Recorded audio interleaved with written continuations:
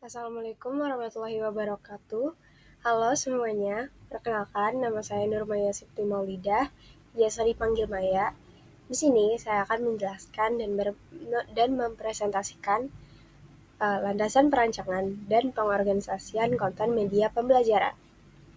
Tentu saja kita masuk ke materi yang pertama, yaitu langkah-langkah perancangan media pendidikan.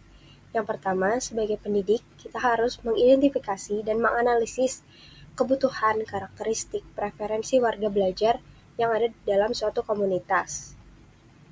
Lalu, kita harus merumuskan tujuan, yang mana tujuan ini menjadi fondasi untuk kita dalam pengembangan media pendidikan.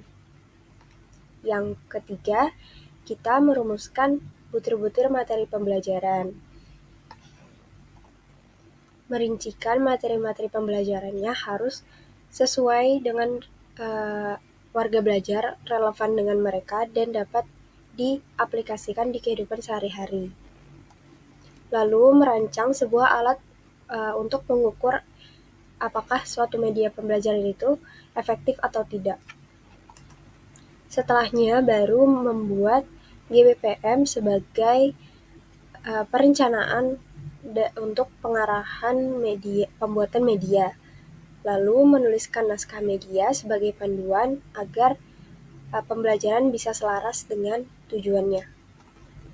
Setelah itu dilakukan tes atau uji coba, revisi, lalu naskah siap produksi dan evaluasi untuk mengukur efektivitas dan relevansi media pembelajaran.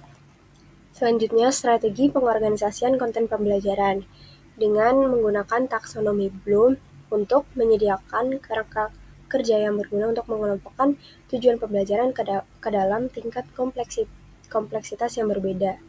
Lalu, mengurutkan konten materi sehingga peserta didik dapat memahaminya secara bertahap. Juga mengimplementasikan teknik chunking, yaitu mengelompokkan materi-materi berdasarkan unit-unit yang lebih kecil, sehingga informasi tersebut dapat diproses dan dikelola oleh peserta didik dengan mudah, dan mengintegrasikan multimedia agar lebih memperjelas konsep-konsep yang kompleks. Yang terakhir, pendekatan ini agar disesuaikan dengan peserta didik sesuai dengan kebutuhan, preferensi, dan tingkat kemampuan pemahamannya mereka. Lalu, untuk mengembangkan media pembelajaran yang menarik dan inklusif, media pembelajaran harus bisa diakses dan dapat menarik untuk semua peserta didik, terlepas dari kemampuan, disabilitas, atau preferensi belajar mereka. Yang kedua, pengembangan media pembelajaran harus mewakili budaya-budaya atau latar belakang yang berbeda-beda dari masing-masing peserta didik. Penambahan elemen interaktivitas dan desain permainan yang menciptakan pengalaman belajar yang lebih mendalam dan menarik untuk peserta didik agar mendorong keaktifan belajar mereka. Juga menggabungkan teks, gambar, audio, video, dan mode representasi agar pembelajaran menjadi sesuai dengan kebutuhan dan preferensi semua peserta didik. Lalu yang terakhir, mendorong pengalaman belajar kolaboratif dan sosial dengan forum-forum diskusi, dengan teman sejawat, yang bisa menciptakan keterlibatan aktif dan juga open discussion antara sesama pelajar. Dengan pemanfaatan teknologi dan perangkat dalam produksi media, pembelajaran akan semakin mudah diakses, menciptakan pengalaman belajar yang menarik, inklusif, interaktif, dan relevan secara budaya. Juga mendorong peserta didik untuk bisa berdaya dalam komunitasnya dan menawarkan peluang besar yang membuka peluang agar peserta didik lebih memahami pembelajaran yang diberikan. Evaluasi dan revisi desain media pembelajaran dilakukan karena berfungsi sebagai komponen mendasar dari proses desain pembelajaran yang memungkinkan pendidik menilai kualitas, kegunaan, dan dampak materi pengajaran terhadap pengalaman dan hasil peserta didik. Jadi, pendidik bisa meningkatkan efektivitas, relevansi, dampak materi pembelajaran yang pada akhirnya akan mendorong hasil pembelajaran yang lebih baik dan keterlibatan peserta didik di dalam komunitasnya. Di sini saya memberi contoh salah satu channel YouTube pembelajaran yaitu Privat Alfaiz.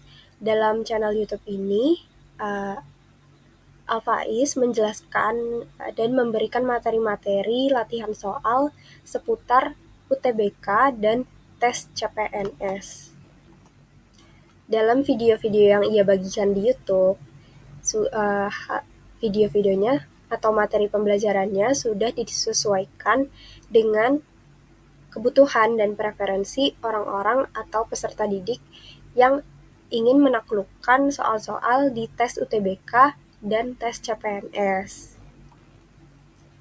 Dalam channelnya, pengorganisasian konten-konten pembelajarannya juga sudah diurutkan, dan dikelompokkan ke dalam unit-unit kecil seperti yang ada di sini, yaitu dikelompokkan ke dalam playlist-playlist yang sudah dibuat.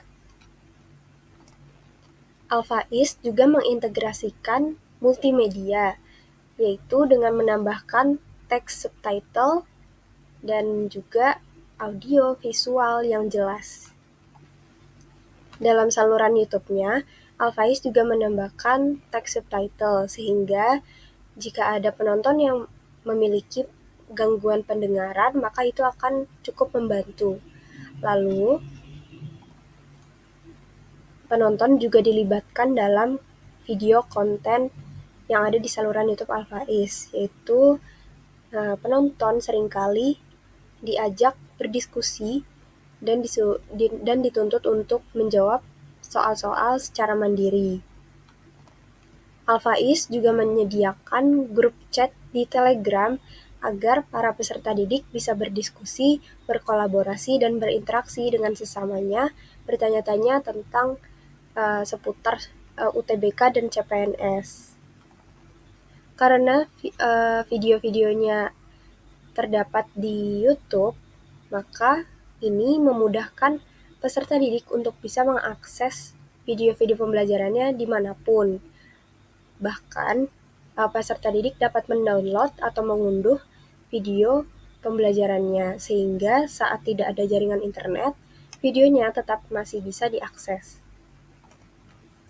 Channel YouTube Privat Alfaiz juga menyediakan kolom komentar di YouTube maupun di Instagram agar penonton atau peserta didik dapat memberikan feedback atau umpan balik masukan kepada channel YouTube Privat Alfaiz. Baik, mungkin sekian dari saya. Bila ada pertanyaan, saran, kritik, atau segala umpan balik, semuanya bisa ditaruh di kolom komen di bawah. Terima kasih.